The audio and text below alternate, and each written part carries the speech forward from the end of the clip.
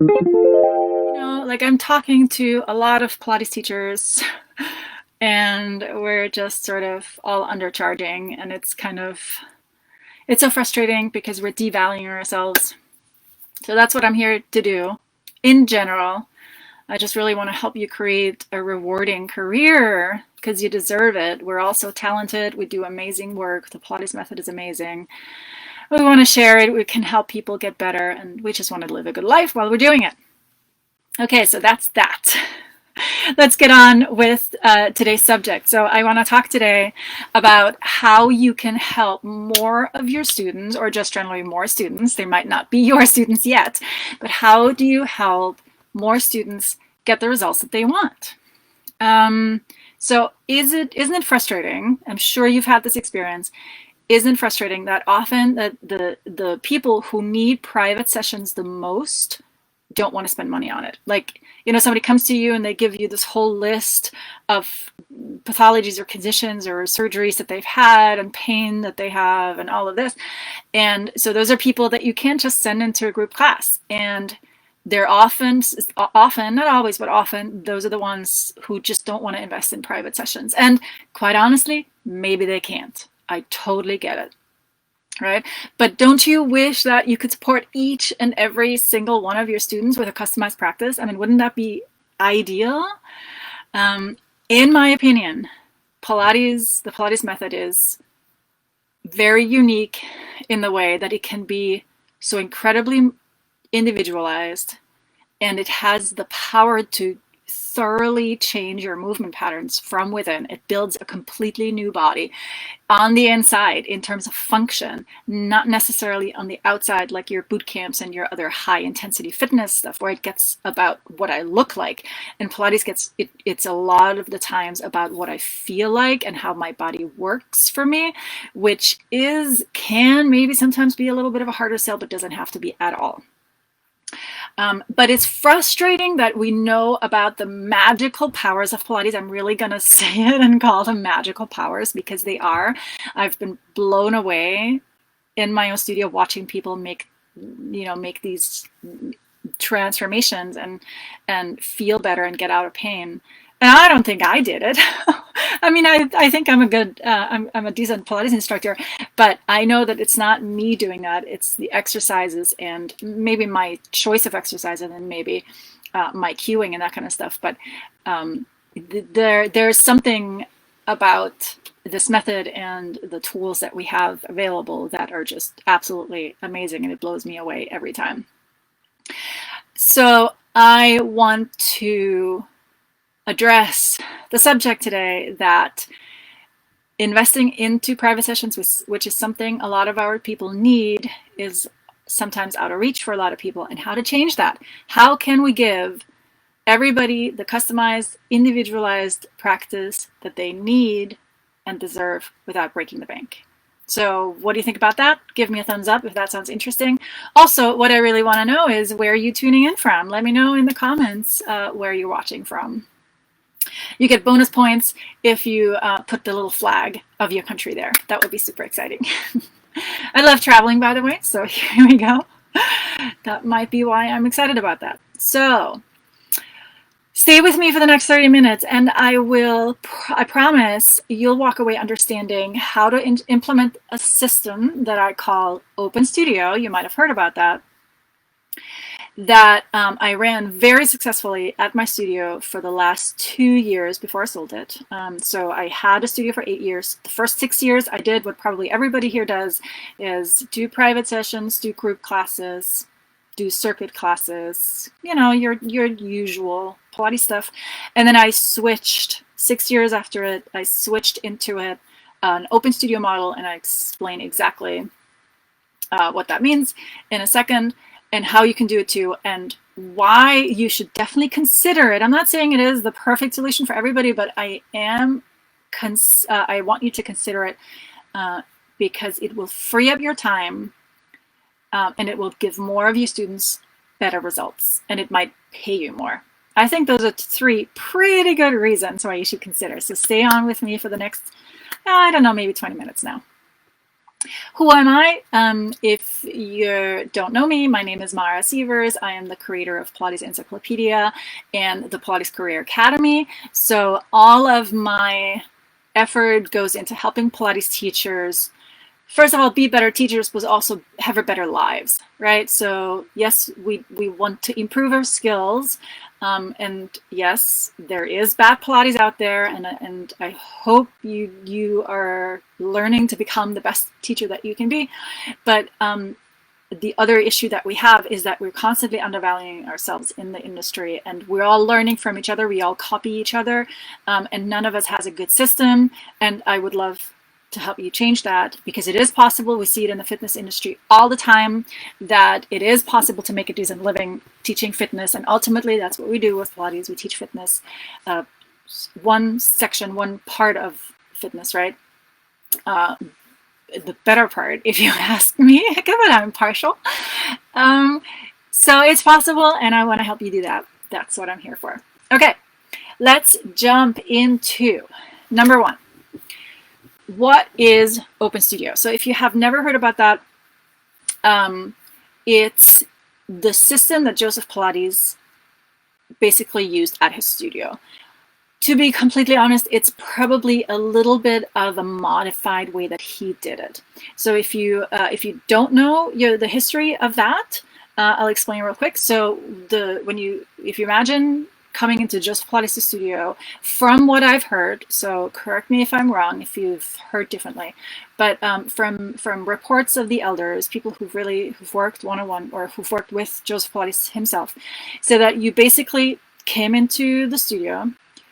He would, if you were a new student, he would assess you. He would watch you move. He would try to understand what it is that you need, and then he would start working with you. He gave you a few exercises, and then he probably, I'm not 100% clear about that, but he probably taught you a few times, maybe 2-3 times, and then you were on your own. So basically, then the third, fourth, fifth time you came to your Pilates session, you came in, and you did your program that he taught you, that he gave you, but you did it on your own, because there were other people in the room, so he had to help all of them. And yes, there was an assistant, and there was his wife Clara, and they also helped you, but there was a lot of people in the room, and everybody did their own thing, and you had to be, to some degree, independent. You had to remember what to do. You might have seen those beautiful posters where you see Joseph demonstrating exercises. So he had these posters up on the wall, so that when you're relying on the reformer and you didn't know what was next, you could see it there on the card, so you would know what to do next. So that's basically how Joseph ran his studio, and that's how I would suggest you try and set up yours, and we can maybe slightly adapt it, and I'll tell you how that happened. So why don't you tell me in the comments if you've heard about that. Give me a yes in the comments if you've heard about that Joseph ran his studio this way. So when you picture the situation, there are two big differences. First of all, it's quite different from what we experience now, right? Nobody signed up for a class. There were no group classes. There were no mat classes. So it's quite different from how we experience Pilates today. And there are two things that are very different between then and now. One thing is the lack of ownership of your body. So if you go into a group class nowadays, the teacher will guide you through every single exercise, often through every single breath of every single exercise. So you hear constantly somebody's talking you through that, which means you don't have to think for yourself at all, which means you're not taking ownership of your practice or of your body. And that's a huge problem. Because again, I don't know if you've been teaching for any amount of time, you know you have had these students who just don't pay attention, and you've been doing, I don't know, feet in straps a million times and they still don't remember it, or a knee stretch or down stretch, and they still don't remember it. And it feels like every class you're starting at the beginning. It's because they're just not paying attention. They just haven't turned their brain on, and it's not their fault. It's because we have trained them not to do that. By talking constantly, we're just training them to leave their brain at home.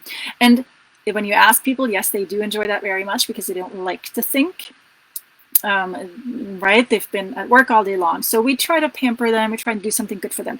But are we really doing something good for them? I always tell my students, I'm not walking around with you, following you around all day long to correct your posture. You have to do that yourself, for yourself. If you start to slouch, you have to be the one reminding you to sit up straight, to not hurt your back. I can't do that for you. But we're not teaching them to do that. So in an open studio model, we actually are. We are asking them to remember simple exercises that they can remember. Believe me, anybody can remember this. I've done it. I've been through this. I have experience. I know some people resist it, but everybody will be able to remember and do it. And I have ways to help with that. So that's the first problem, that there's a lack of ownership. Hi, Judy.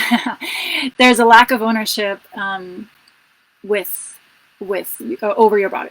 The second problem that we have with the current model that we use in the Pilates world is the need to choose between affordable and customized, right? You can either choose the affordable route as a student and do your group classes, or if you need customized, you need to pay for it, but you can't have both. Or yes. So with an open studio model, you can do both. You can charge a group class fee, but still give people a customized practice. Now let that sink in. If that doesn't seem amazing, right? Does that seem amazing? Write amazing into the comments so that I know that you agree with me. And I'll explain how it works, don't worry. So basically what this open studio concept is that, and there are some studios out there who are embracing it. I'm hoping more and more, because I think that would be wonderful.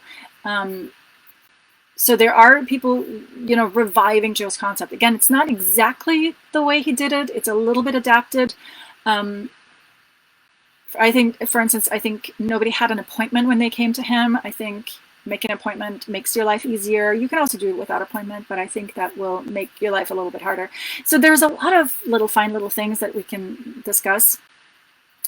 But I would say it's a little bit of an adaptation from what Joseph did. So I have done exactly that, right? So I've experienced that some people will resist it, some people will embrace it, some people hated it in the beginning, and then they did it anyway, and then they ended up loving it after a year. And they asked me, oh, I'm traveling, where's another studio who does that as well? So as always, people need time to adapt to a new way to do things. Okay, so and if you are curious about this and you have heard about Open Studio maybe already, then and you think like, oh, that would be a great thing for you to implement at your studio, just tell me I want that in the comments. So I can maybe help you make that happen. Let's move on to step 2, or bullet point number 2. What is Open Studio and why does it matter?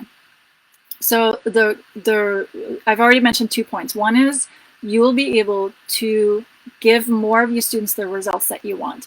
I don't know if you have heard the story of Eve Gentry, who is one of the elders, so somebody who worked with Joseph himself. And the story goes, the famous sort of story is that Eve had a mastectomy, and during the surgery, they took away so much of her pectoral muscle that she was unable to lift her arm up in the air or overhead. And she came to him. I believe she was already a student of Joseph's before she had the mastectomy, but anywho, so she came to him for advice, and I think they worked for a year, and she was able to lift her arm, right? Because he trained the muscles that are usually compensation muscles maybe around, so she was able to functionally do a movement that all of the doctors and surgeons said she would never be able to do. There's another thing, right? Haven't you had those experiences, or people told you that they've seen seen a doctor or a surgeon, or they've had a surgery and the surgeon said, you'll never be able to do A, B, Z. That's a whole other subject. Don't get me started. But you can, right? So if you do it right. But think about the story. So imagine Eve would have gone into 1 mat class per week. Do you think she would have had this result? I highly doubt it. I really, really doubt that she would have gotten it, because this is a very unique situation. She needs very unique exercises. She needs to train one particular area in her body much more than other stuff. And in a group class, you don't do that. You don't customize a whole group class for a whole year to this one person. So I believe that this group mat class or even group equipment class thing, it can be maybe a maintenance program for somebody who already knows themselves well, who knows their body really well, and who can adapt on the spot, who doesn't need a lot of individual attention. Yeah, maybe that can work for them. But for somebody to create dramatic results, to get out of pain, to completely change a movement pattern, to change the way they walk, to change the way the muscles that they recruit during running or swimming or something like that, needs an individualized practice. It doesn't work in a mat class. And yes, some people make progress in a mat class, but maybe they didn't have a huge issue, right? So it always depends on the problem. So the Open Studio will allow you to individualize the practice to each of your students. It will allow you to charge a group class fee, because you can have maybe up to 6 people in a class. I wouldn't recommend having more than 6 to one teacher. So if you have more than 6, you probably should get a second teacher in the room as well. But if it's just you, I taught classes up to 6 people, and it works, right? 4 to 6 maybe is ideal. So you free up your time. If you have 6 people in the room who all have individualized practices, basically that means you don't have to teach 6 individual sessions. You can teach all of those people in the same hour. And some of you might think, oh no, that's a bad thing, because I want to make the money for 6 hours instead of just 1. Yes, you'll make more money in the 1 hour than you make per hour in each of the 6 hours. But also maybe this could be a way for people to practice twice a week instead of just once a week, because now they don't have to pay that much. And wouldn't people get a better result if they came twice a week instead of just once a week, or 3 times a week instead of just twice a week? That would make a big difference in people's lives, right? And the overall amount of money that they pay for Pilates is not that much higher compared to 3 privates a week, right? So and you can fit more people in. That's the other thing. So some of you, I know every person, every teacher here, you might be at a different stage. You might be in a stage where you just need more students. You just want to fill your schedule, no matter who those people are. But if you've been teaching for any amount of time, and maybe you have a fairly full schedule in general, aside from COVID situation, then maybe you want to free up your schedule a little bit. Like at one point, I had a 6-month wait list. It was ridiculous. So if somebody came in and did a free initial assessment, which I offered, and then they had to wait for 6 months to get started. They were really eager to get started, had to wait for 6 months. That was ridiculous. And especially if that was somebody in pain, I was like, I have to change something about this. I can't have people wait for 6 months to start working with me. So if you're in that situation, or in a slightly similar situation, if you feel like you're worried that you can't take any new people, then switching to an Open Studio model is perfect, because you immediately free up some time. First of all, you can get a little bit of a break and a breather, but also you can get more people in and then fill those classes, right? So the flow is just works much better. Okay, so inside of my Pilates Career Academy, I teach exactly how you would set up this Open Studio. Again, this is not all that I'm doing. If you decide you don't want to set up an Open Studio, that's totally fine, and I can help you set up whichever program you want. But I want you to consider it, and if you are considering it, then I know I can definitely help you with that, because I've done it. And then, especially stuff like if you are considering it, there are things to consider as how to convince your students that this is something that they should try. So it's a lot about communication, how to communicate with your current students, and how to get current students on board of the new system when you make a change. But again, like I said last week, right now is a good time to make a change, because people are more open to change. And you might actually have to. I was just talking to another one of my coaching students this morning, and as many of you too, you might be reopening your studio now, but you can't take as many people at the same time as you could before COVID. So basically, you're cutting your numbers in half. You can only take 2 people instead of 4 people in an hour. But if you don't change your pricing, you make half the money in an hour. And that's not a good thing. That's not a good situation. So I can help you change that. Okay. So tell me in the comments if you've heard about OpenStudio. And I know I asked about that before, but just curious if that seems familiar. And then we're going to move on to the third point that I want to talk today about is, you might be calling it Pilates, but you might have heard that often this is called the Pilates method. And I like to make a point of calling it the Pilates method. And what method means, the word method stands for 2 things. It stands for repeatable and a reliable outcome. If you teach random classes, that you can't promise reliable and repeatable outcome, right? Because you're not taking people through a specific process.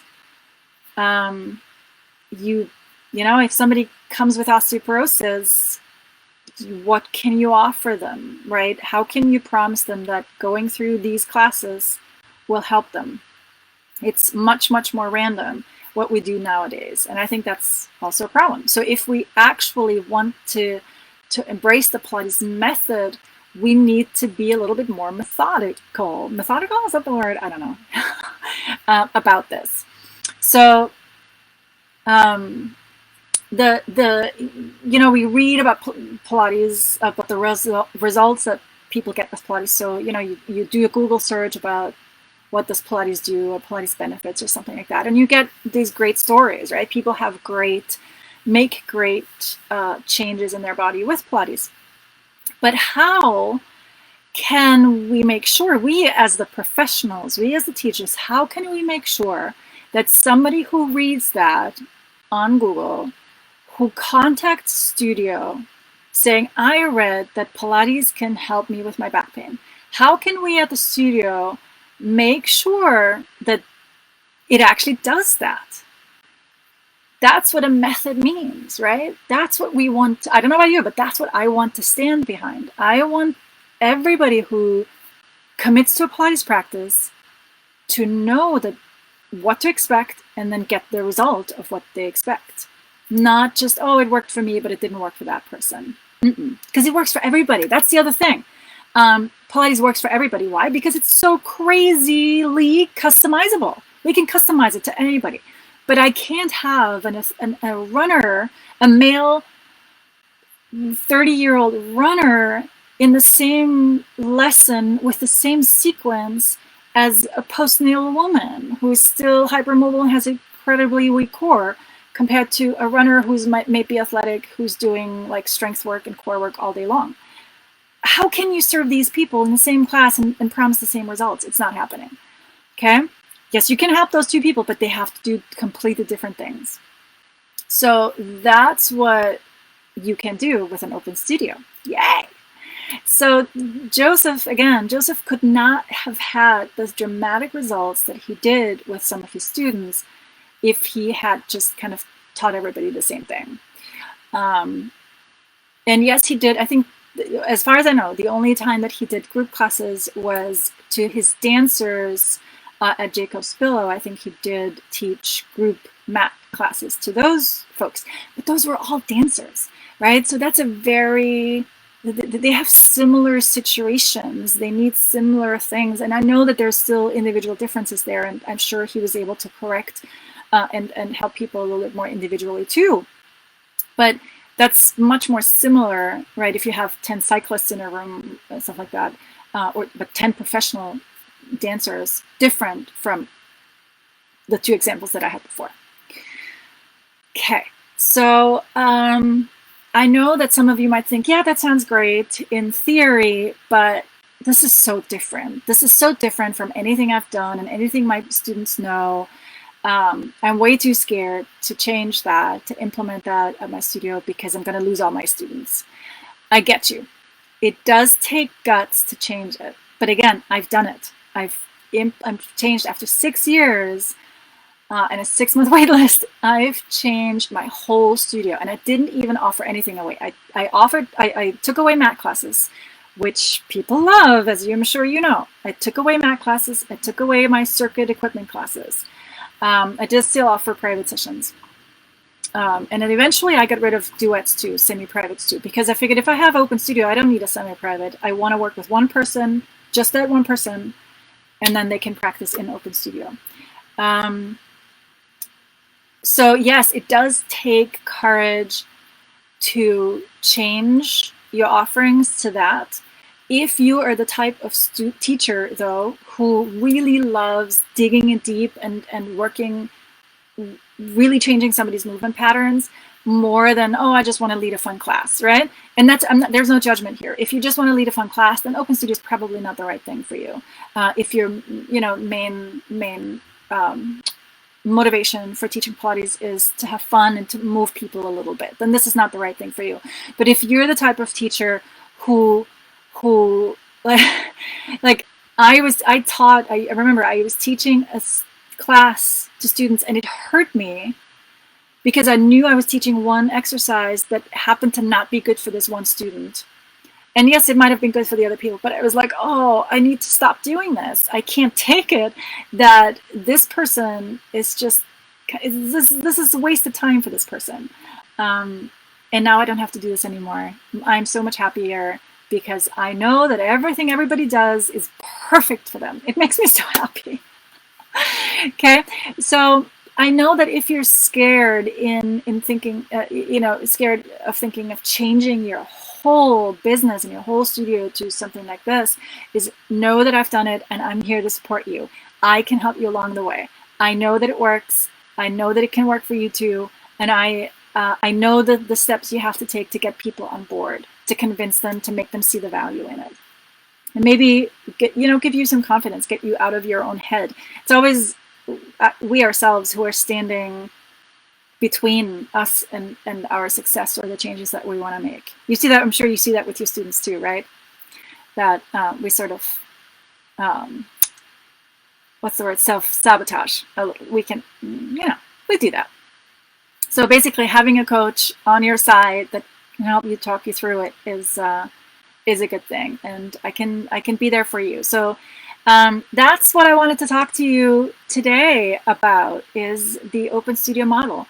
And so actually what I'm going to tell you real quick before I hop off is what that would look like, or what that looked like at my studio. Is I would initially work individually with each client because I needed to teach them their exercises, the ones that I picked for them, that are ideal for them, that will give them the results that they're looking for, whether that's to get out of pain or to improve their athletic ability or whatever that was.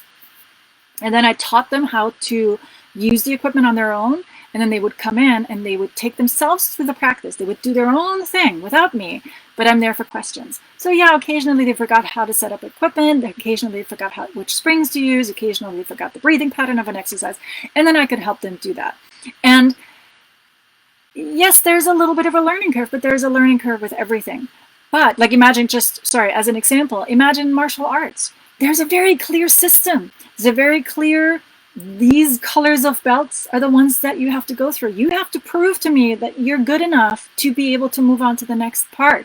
And people get actually much more into their practice if there is this sort of reward in terms of, oh, wow, I do remember this. And if they do remember their program, if they do remember their exercises, they do remember to help to correct themselves as they go along the way. Oh, I have to tell you one more example. Sorry, I cannot stop.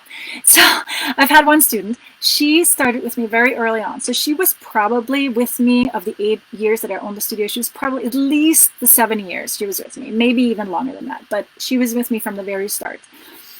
And she had a lot of issues going on, like very hypermobile, very, very weak. So there was always, each week she came to see me, there was something else, another problem that we had to fix. And so she also changed to the open studio model because she had to, because I didn't do anything else anymore. And she really wanted to continue working with me, so she did.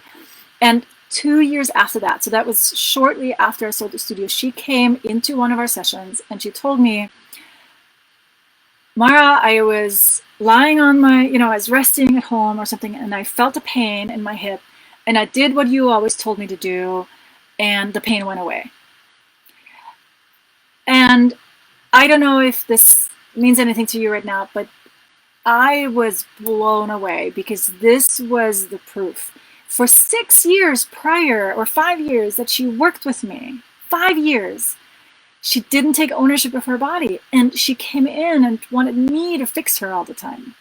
And then it did take her 2 years to get over that, or get into that thing, into that, to really take ownership of her body. It took her that long, but she did. And I promise you, she would not have done that if we had just continued the mat classes that she did before that.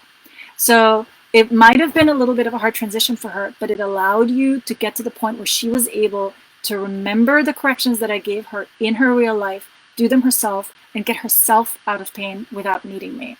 Isn't that amazing?